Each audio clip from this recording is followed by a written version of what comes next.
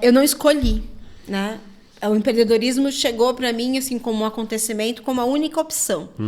Eu trabalhava como coordenadora de alimentos numa rede de hamburguerias, no momento que hambúrgueres artesanais estavam no seu auge. Tá.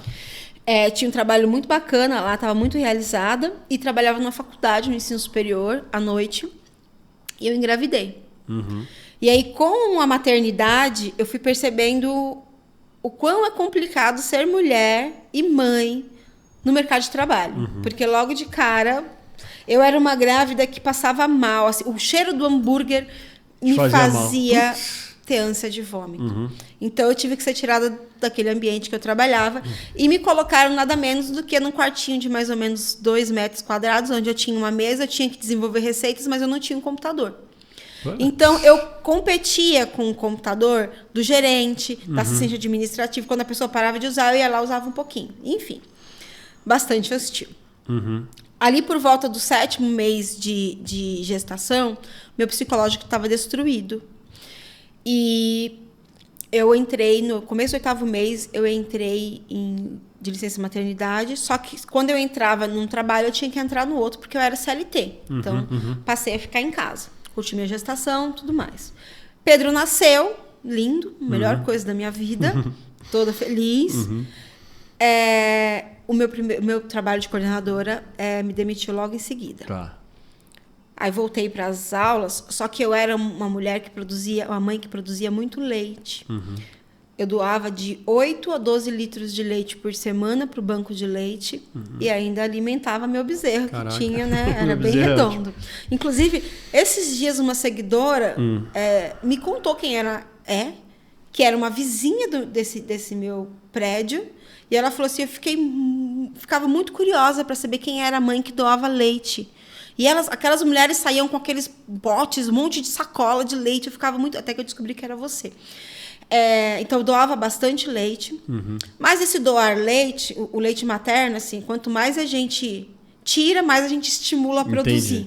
Né? Tá. Esse era o meu ponto forte. Né? Então, eu parecia literalmente uma vaca. Eu tinha muito leite. E aí, eu ia para a faculdade lecionar, eu tinha que parar de 3 a 4 vezes a aula para tirar leite.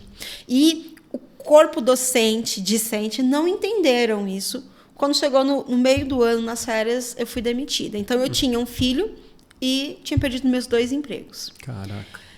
Logo em seguida, eu descobri que eu estava grávida da Maria Luísa, que eles têm 6 e 7 anos. E estava desempregada. O que eu fiz? Eu peguei uma licença maternidade e falei, eu vou investir. Porque até então, eu sempre fiz a cozinha do outro.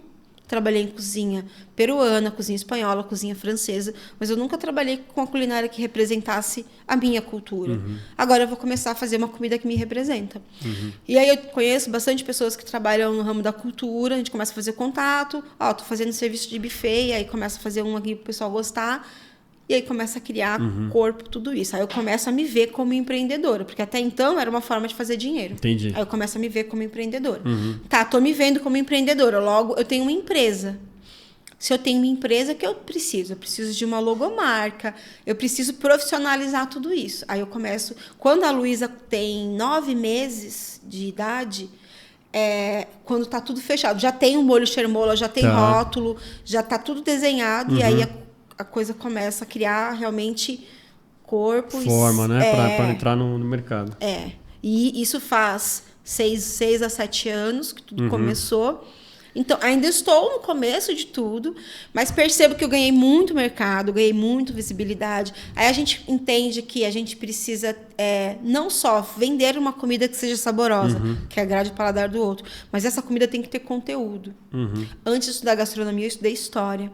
Então, eu sempre fiz muitos estudos sobre a cultura alimentar. Aí eu falei, já que eu vou ter algo meu, agora eu vou atrelar comida à cultura. Por isso que é Chermola Cultura Culinária, que eu trabalho com o viés cultural da comida. Não é toda pessoa que entende, não é toda pessoa que gosta, mas eu sinto que é algo que me completa. Eu entrego algo que tem... Eu te entrego o molho chermoula. É comida, mas tem toda uma história que envolve ele. Quando eu te entrego, eu conto a história dele para você. Então, é uma forma que eu consegui de fazer isso aqui se perpetuar. Quem conhece molho chermoula? Quase ninguém conhece. Mas é um molho que, quando a gente experimenta, agrada muito o paladar. E acaba sendo um quebra-galho, porque eu vou fritar um ovo de manhã, eu tô cansada de ovo com sal. Tá. Eu coloco uma colher de molho chermoula.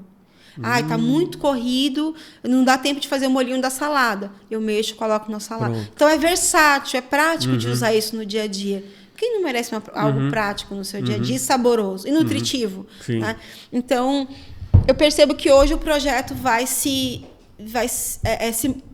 isso que você falou, tomando corpo e forma, sabe? Assim, agora tá do jeito que eu sonhei lá atrás. Mas são anos aí a gente lutando, né? Teve a pandemia, né? E tudo mais. E essa falta de vontade das pessoas explorarem isso, né? De uma comida que vem da África, como você falou, aceita mais fácil uma comida que vem do Japão, por exemplo. Você encontrou também para você investir nesse tipo de culinária? Tipo, putz, sim, a gente né? encontra. A gente encontra tanto que... vamos supor, eu tenho visibilidade, né? A mídia conhece o meu trabalho. Jornalistas, a mídia conhece o meu trabalho.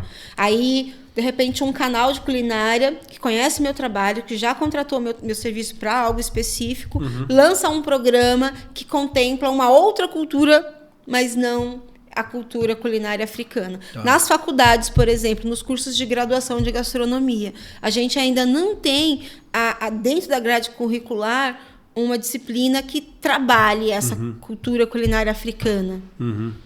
Ainda são... Assim, tem muito a percorrer. Né?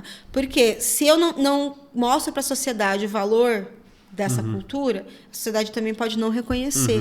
E aí, aquela bola de neve. Se a televisão não mostra para chancelar, as pessoas também não se abrem para conhecer. Quando eu lanço um prato novo, por exemplo, muamba de galinha. Muamba de galinha é um prato de Angola, que é o ancestral do nosso frango com quiabo. Nada mais é do que uma galinha cozida com quiabo, temperada igual a galinha da nossa avó, só que dentro desses temperos o azeite de dendê é um dos ingredientes. Então ela tem aquela coloração bem alaranjada do dendê.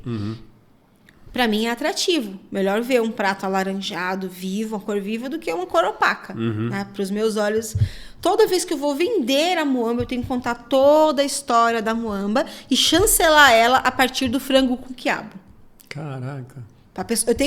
Eu tenho que trazer trabalho a vontade. De convencimento a cada vez. Eu tenho que trazer a vontade da pessoa experimentar esse prato falando do frango com quiabo.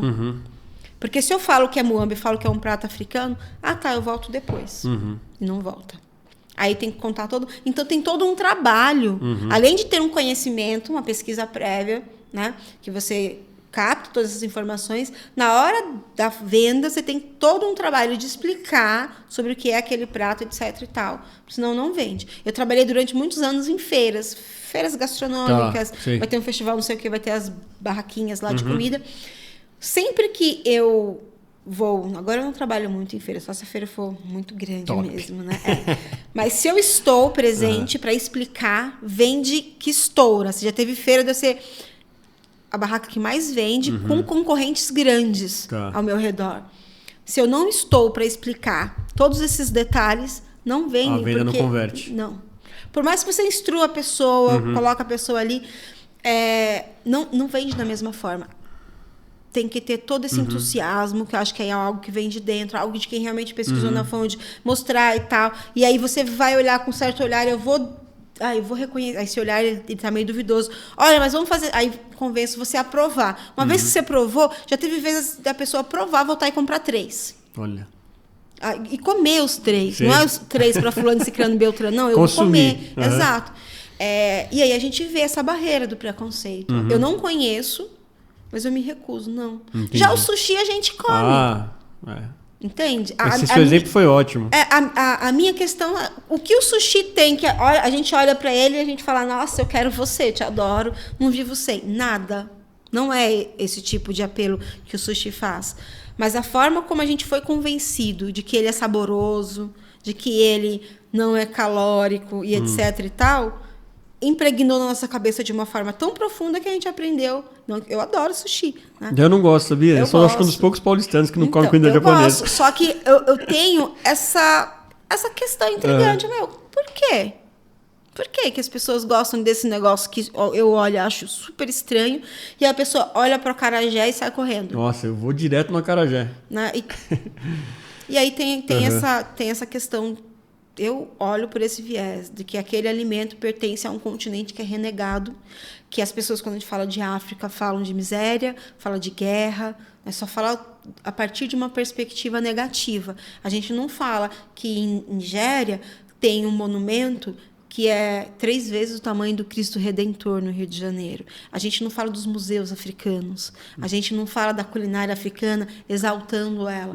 E o que a gente precisa é isso, é começar a exaltar a nossa raiz africana que está presente na nossa cultura brasileira. Para a gente olhar, às vezes uma pessoa que é afrodescendente chega para mim e fala assim, eu não gosto de coentro. Aí eu falo, mas você precisa comer coentro, não é por você. Você precisa comer coentro para que ele perpetue e para que os próximos, os que ainda vão chegar lá na frente, tenham uma oportunidade de comer o coentro. Porque senão vai chegar um momento que não vai ter mais coentro. As pessoas não comem, não vai ter mais. Vai parar de produzir. Aí, assim como a abóbora jerimum, que é uma abóbora africana, que muitas pessoas já ouviram falar, mas que as pessoas, parece caviar, né? Nunca comeu, entrou em apagamento cultural. Foi apagado, hoje os produtores não produzem essa abóbora jerimum e a gente não tem referência de sabor dela. E está entre as abóboras mais saborosas do planeta. Aqui no Brasil tinha bastante, principalmente nesse eixo Minas-São Paulo, que a gente denomina de uma forma bem pejorativa, chamando as pessoas de caipira, né? Com todas as conotações, né?